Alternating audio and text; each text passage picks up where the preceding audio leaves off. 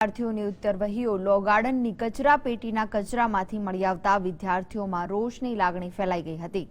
જેએલએસ કોલેજમાં અભ્યાસ કરતા બીએ સેમેસ્ટર 3ના વિદ્યાર્થીઓની પરીક્ષા લીધા બાદ તેમને રિઝલ્ટ આપવામાં આવ્યું ન હતું, જેની વારંવાર પૂછપરછ કરતા કોલેજ સત્તાધીશો ઉત્તરવહી તપાસવાની બાકી છે તેમ જવાબ આપતા હતા, પરંતુ એનએસયુઆઈના વિદ્યાર્થી નેતાઓને 70થી વધુ ઉત્તરવહીઓ કચરાના ઢગલામાંથી મળી આવી હતી, જેની જાણ કોલેજના પ્રિન્સિપાલને કરાતા તેમણે સ્ટાફ દ્વારા ભૂલ થઈ હોવાની કબૂલાત કરી હતી, તેમજ જેનાથી ભૂલ થઈ હશે તેની સામે શિક્ષાત્મક પગલાં લેવાની ખાતરી આપી હતી।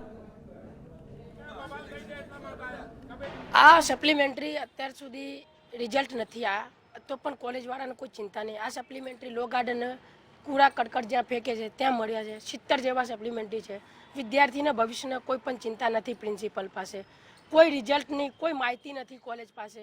આજે હું કર્યો એટલે આ સપ્લિમેન્ટરીના ઉગ્ર આંદોલન કર્યું છે। જો આ નિર્ણય નહીં લેશે કોઈ તો કોલેજને કે ઓફિસને આ બંડલ મળતું નહોતું। બંડલો ઘણા બધા હોય છે એટલે એની શોધ ચાલુ પણ હતી।